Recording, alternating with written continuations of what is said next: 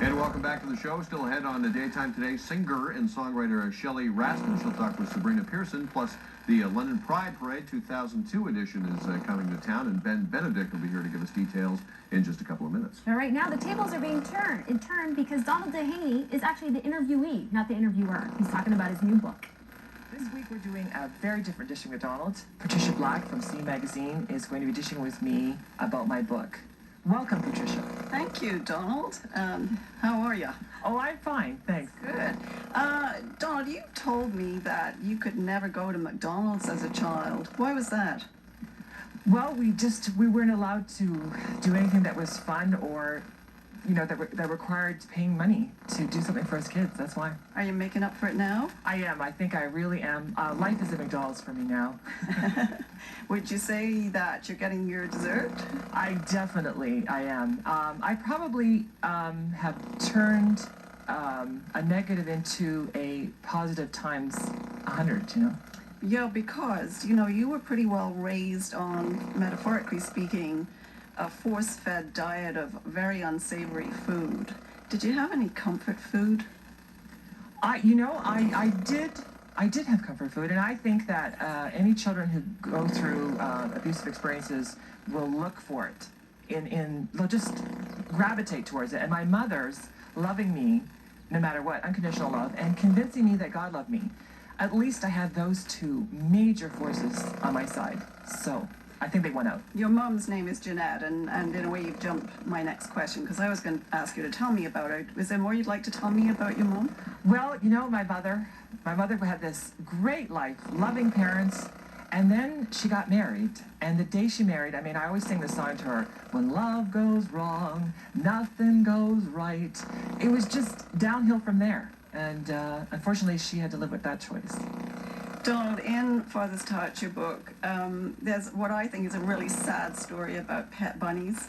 But for some reason, you find that story really funny. Tell me about that. Well, I just think it's funny to twist away. My bunnies were my favorite thing, and my abuser destroyed my bunnies. And we call it the bunny massacre. So when I ran outside, it was a red landscape, a red and white landscape. And it's just, to survive, you need a twisted kind of sense of humor. And that's the way I've survived. And my partner often refers, like even in the book, he says, oh, do you want to stop at a bunny fast food restaurant? And it's just our way of not going there, but going there. So it's a way of dealing with it. Yes, yeah, definitely. Yeah. You also talk about the black and white movie reels that kept going around in your head. Are those black and white reels still going around in your mind some of the time? Although I prefer talking about commercials, I would say they do. There's nothing I can do about that. And it's just part of my life. And I just thank God that they are black and white movies and not that I don't have to live it. At least that's a safe thing, the fact that they are movies instead of my reality. Father's Touch is a compellingly written book about horrific and painful events, but told often in a very gripping and sometimes even humorous way by storyteller Donald. Donald, how many hits have you had on your website since you put it up in December? We're about almost 5,000 now. From around the world? Every continent, yeah. So what does that tell us about childhood abuse, sexual abuse in our society today? Well, the first thing is that people they do search engines to get to my website. They wouldn't know about it. So they would have to be concerned about issues of sexual abuse. So around the world, we know that people are interested in the subject or perhaps researching it. And it's a worldwide problem. That's what it tells us. It's so terrible. I'm going to switch to a slightly lighter topic. The Wizard of Oz was one of your favorite movies. Can you tell us how you allude to that in Father's Touch?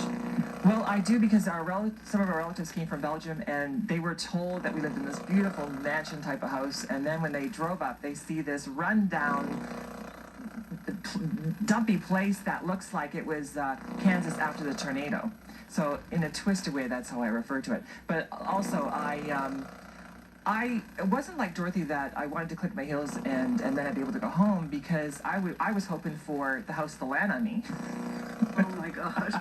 Donald, thank you very much. Congratulations. Best of luck. Oh, thank you, Patricia. So thank you, and back to you guys in the studio. All right, thanks very much, Donald, and great work again this year, as always, with Edition with Donald, and you can actually read Donald, too. That's right. He's got a new book coming out. I wonder if he'll give me an autographed copy. I hope. I hope I so. think you guys are pretty good. Oh, yeah. Me, on the other hand, I'm not so sure. No? Back with the more daytime Shelley Raston when we return. Hang on.